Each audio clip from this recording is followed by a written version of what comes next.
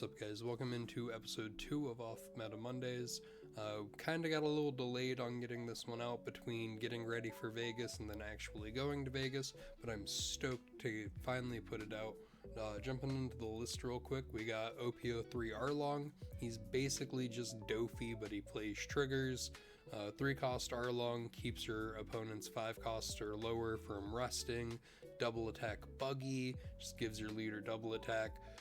Karobi just rests anything because your leader's East Blue. This dude's just a 2k. You know, pre-Satori 2k, he was bad. Stun your opponent's leader Arlong. Thriller Bark Slop 2k. Beji because he's the boy. Absalon, Thriller Bark Slop. Kiku and Basil, they're just 4 costs that stick on the board, the regular idiots. Hogback, you know what he does, he's Thriller Bark. Perona, you know what it does, it's also Thriller Bark. And then top end is just 4 8-cost Morias. Let's jump into game 1. Alright guys, game 1, we are going to face off against starter deck Kid, choosing to go first. Our idea here is really just to slay him down 4 costs as quickly as we can. Starting off with like a not terrible hand, we do have a Hogback to play on our first swing. We're just going to throw the Dawn on leader, swing into the Bonnie. You know we hate those small searchers. Play out a Kikinojo, pass turn. So Kid not really having a way to remove the Kikinojo early is pretty much the reason that I played it instead of a Hogback. I'm like very confident that this body is going to stick over at least a couple turns. Just waiting for our opponent to choose to do something. It does look like they're walling up and swinging 7. We take the sacrifice of a hit. We're just throwing out the Hogback trying to get lucky off of a trigger. We don't, unfortunately. Not really a big deal though.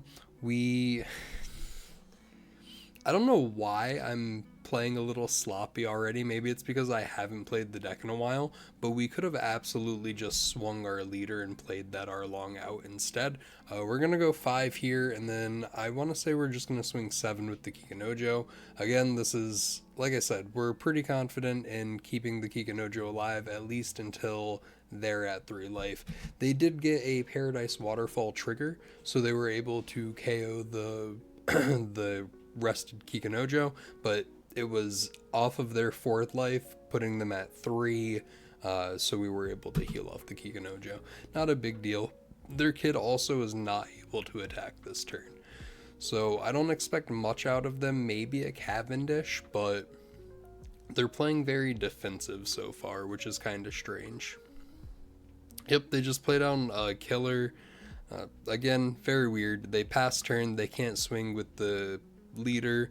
We're going to swing a 7 here. Hopefully we remember to do our leader effect.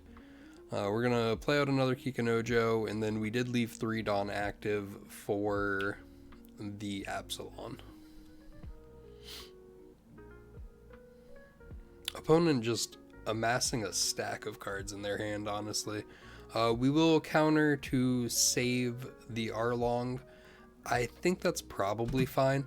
We're gonna Gecko Moria to heal a body here because the heal will actually put out the Hogback as well, rather than just trying to play one of the smaller bodies off of leader effect. I think Gecko Moria probably generates us the most value. I think we're then going to do 5, 5, 6, and then a 7 with whatever body we attach the Dawn to. Kind of just trying to push them down to 0 here, or eat a card or 2 out of hand. Since the leader effect kind of really demands cards out of hand to restand, we're just trying to whittle a couple down, or if we can clear a blocker or 2, we wouldn't be upset either. So we are going to get 2 2Ks off of that swing. We pass turn. We're building up a big board, but you know, green, they have to play my least favorite card, 8-cost Kid. So they are walled up with blockers right now, and they're setting out an 8-cost Kid. This is going to be kind of annoying to deal with. We're a little lucky off of the Absalon. We find a Gecko Moria, which is cool because we're just going to be able to heal and establish another body. I am choosing to counter here. Like, My mindset in the moment is trying to maintain bodies on field, but I think that was such a low value save. I don't love the way we play out the next couple of turns. They are just going to play another blocker. We're going to go 10 into the kid. We get the Beji blocker. We're just going to try throwing as many swings in to eat more cards out of their hand. So we did 10 in. We're doing another 10. Then I think we're going to go 8-8 and play a Kikanojo out. Yep, so we're just going to swing 8 with the Arlong. This is just going to get a card out of hand or a blocker. We're going to swing another 8. This time we play the Kikanojo out. We're really trying to maintain playing a body out every turn while also swinging as wide as we can. The Thriller Bark package helps a lot with it. So they are going to go 12 into the Gekomori. We just have to let it go. Not a big deal. I think they're also going to KO the Arlong here. Nope, they choose the Kikanojo, which is kind of strange. We do heal. I would have probably gone for the Arlong, but they could just go Arlong now with leader. So we're going to swing 8 here. Just get a blocker. Then we're going to Gecko Moria, put the Absalon back. This is just the same rigmarole, guys. We're just healing, playing bodies off of life, healing more. Sometimes using leader effect. So if they swing into the Kikanojo, I'm not super worried about it. I'll just take another life. It's not that big of a deal. They opt not to, so we are going to get a hog back off of this. Really trying to build as wide of a board as we can. 8 cost kit is really, really annoying.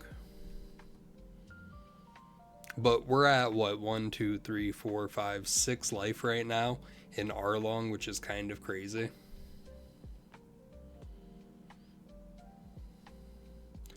Leader restand off of the kid. We are going to choose to freeze their kid off of the Arlong, the 4 cost. We bring it back with the Hogback, so their leader is going to be pretty much useless on the next turn, which is cool. We also get an Arlong trigger to rest the the killer. The 2 cost killer blocker, a lot of people don't actually know, but it only draws you a card on block, so the activation of it being a blocker is what draws you a card. So if you just rest it, it doesn't generate the same value. So here again, we're just trying to put as much into the 8 cost as we can. Swinging a 10 here, swinging another 10 here, except this time we are going to play the Perona out. We just freeze something that doesn't even matter, pretty much as a joke. So we're going 10, hoping to get either 2 cards out of hand or one of the blockers. He is just going to give us a blocker. We go another 10, we get another blocker. We're in a pretty good spot here. We obviously have a ton of life in comparison to our opponent. It's just that we really have to worry about them clearing our board and then trying to establish another body without them developing too many blockers. We're kind of just goofing there. We were a little sauced at this point. Our lines are getting a little sloppy, but you know, we're doing fine. We're doing fine. If they choose to swing here, maybe we get another trigger. We do technically, so this is going to let us play around the killer, which is cool because they don't get a block with it again. We're just going to go 10. Hopefully we can clear the kid. If we can clear the kid this turn, we can win next turn. I think I should have done a 10 here, but it doesn't really matter. We're just developing the body, you know? We have 5 life still, so I don't really care about taking 2 or 3 swings. But chat, what is this? What on God's green earth is this? How did they just top deck another 8 cost kid? They trashed a kid earlier in the game for leader effect. Somehow they top deck a second one. Super annoying. So they'll swing 5, we'll joke around and freeze the killer again, doesn't really matter. They're going to go 9. We accidentally click not to play a character, which is like a not the best. We could have probably ended the game or at least cleared multiple bodies had we not messed that up. So here we're going to go 6 on Kumasi. We're going to swing into one of them. This is just going to take out one of the blockers. I don't know what I'm thinking here though. I could have gone 3 on Arlong, swung into the kid, and still played the hog back out. I don't know why I didn't do that. That kind of sets us back a turn. They're going to search out, I want to say they're going to find a Cavendish here. The EB01 Cavendish that on play when attacking generates 2 Dawn back. So they are set up to do the kid wall again. It's not really that big of a deal, but it is annoying. We're still pretty up on life right now, and if we get another body that plays itself, I think we can just end it on the next turn. So we take this, not really any reason to trigger it, and then we get lucky, we get the Karubi, which does play itself. So we're going to go 3 with Hogback into one of the kids. Then we're going to go 3 with Leader into the other kid. And then we just need to put 2 on Karubi and we will have lethal.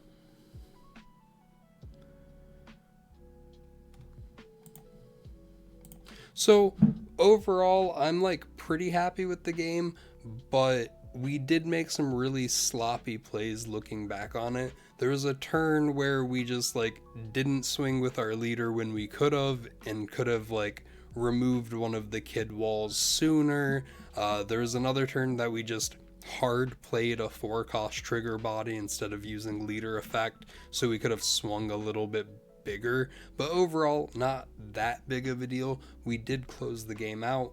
Let's move to game 2. Alright guys, game 2 we are gonna load into Green Bonnie. I'm a little concerned with this matchup just because they're able to control the board as well as they are, but we have a pretty good starting hand. Unfortunately, we're gonna have to relegate our first swing into this Bonnie Searcher. We can't let it survive, but we do choose to play out the Basil Hawken instead of, say, like the Perona or the Arlong. The Arlong is going to be good on the following turn to freeze their leader after they've swung. And the Perona, if it gets KO'd, sure, it's a Thriller Bark body in our trash, but we can also get it into the trash just by discarding it. Not having a character to freeze is pretty low value for it. We do just pass. We're gonna let them do whatever shenanigans they're just gonna swing a 6 here. We're gonna 2k counter out.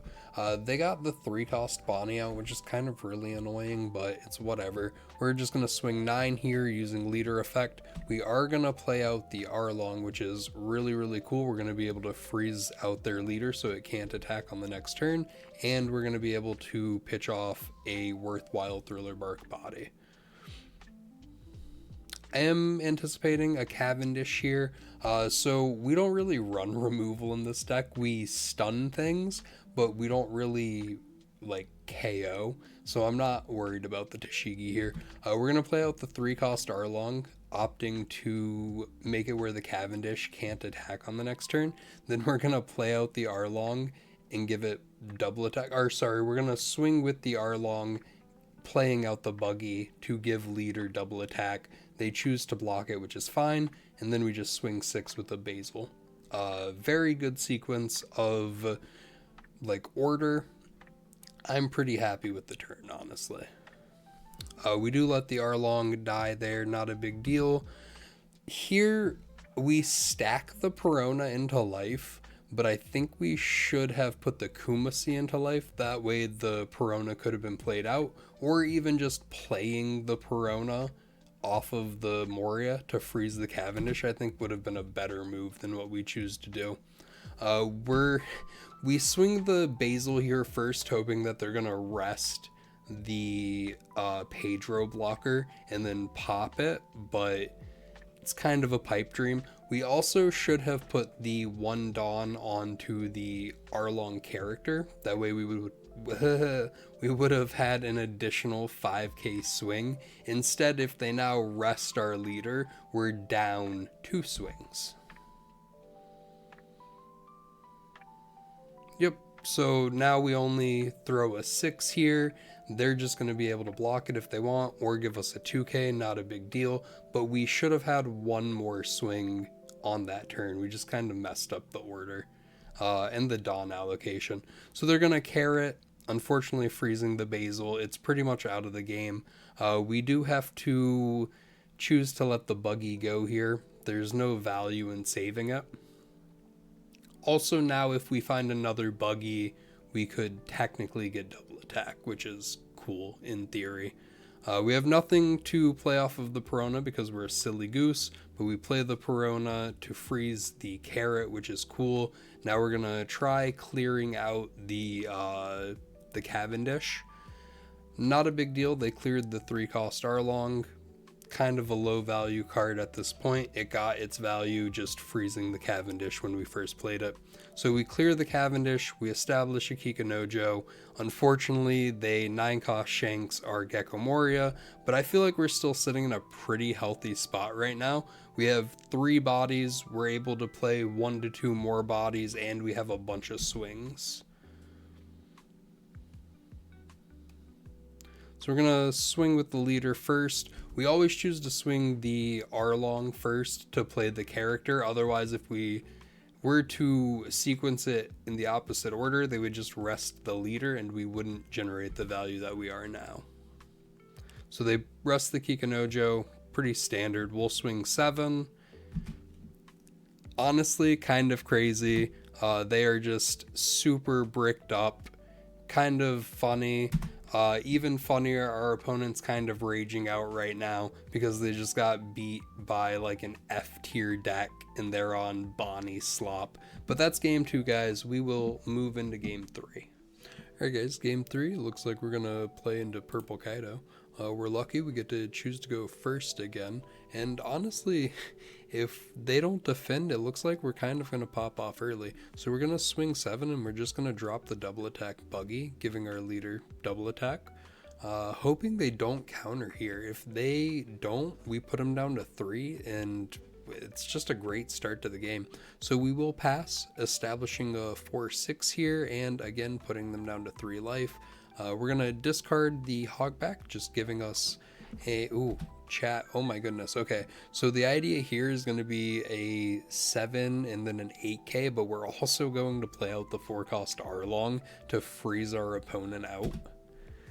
Oh my goodness, this is kind of crazy. We are really just popping off right now. So we're going to go 8 here. I kind of expect them to counter out of it, but it's not that big of a deal because we just bought ourselves a whole turn basically. So they do give us double 2k there, not a big deal. They drop down a queen, discarding a Ragnarok, that way they could draw, and then they play down the 7-cost Kaido. I think we can end this game pretty quickly, so we're trying to maintain our advantage with characters on the field.